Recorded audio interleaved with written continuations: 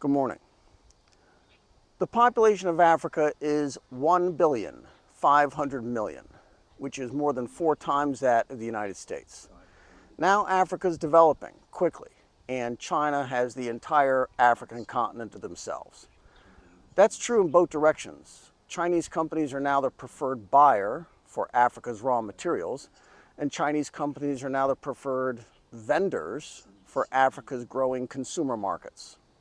So Chinese firms are getting locked out of markets in North America, but they're more than making up for it through their increased trade in Africa.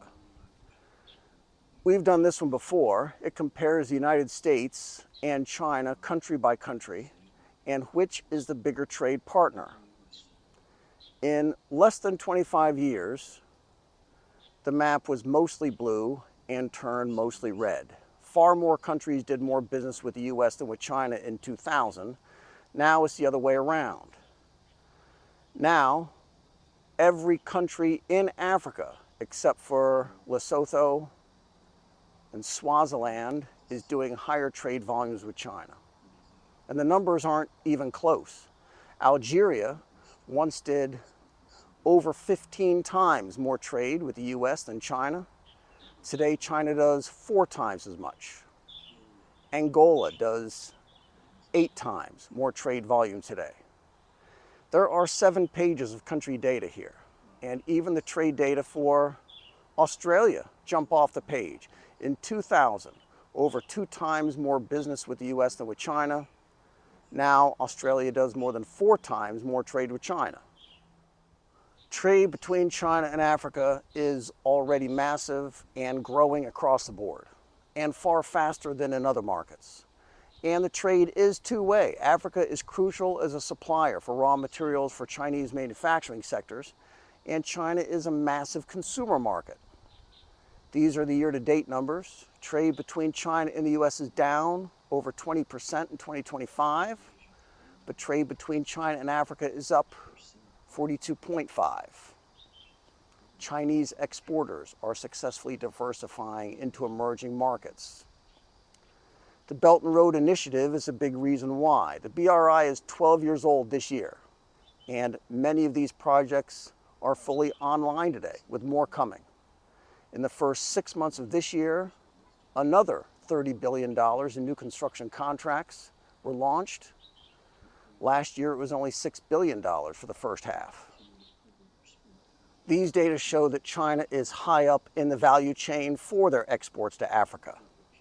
Sales of construction machinery up 63%.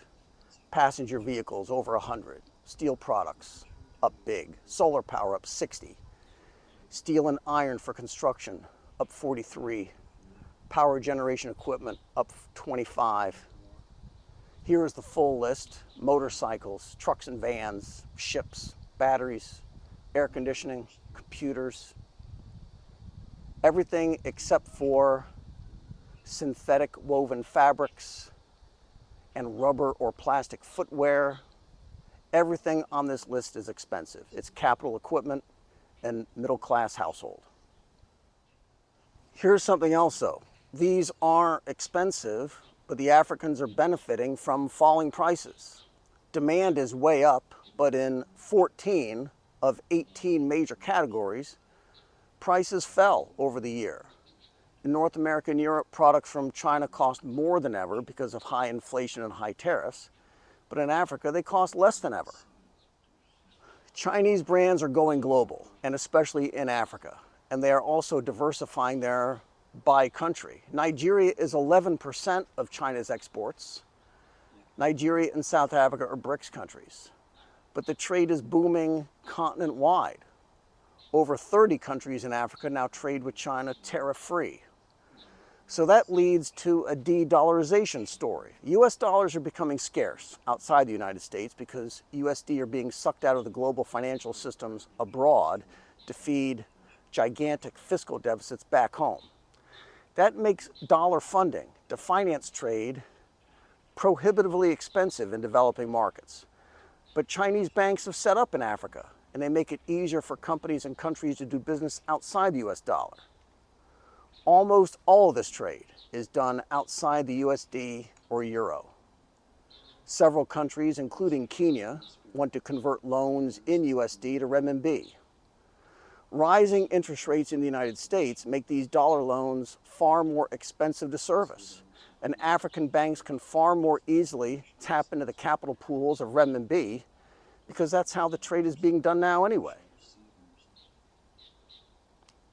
This is Crescent Moon Spring in Gansu. Be good. You are the salt of the earth. You are the light of the world. Let your light shine before men, so they see your good works and glorify your Father who is in heaven. Love the Lord your God with all your heart, and all your soul, and all your mind. Love your neighbor as yourself. Pray for those who hurt you. Love your enemies. Do unto others as you want others to do for you. Store up for yourself treasure in heaven, for where your treasure is, there will your heart be also. No man can serve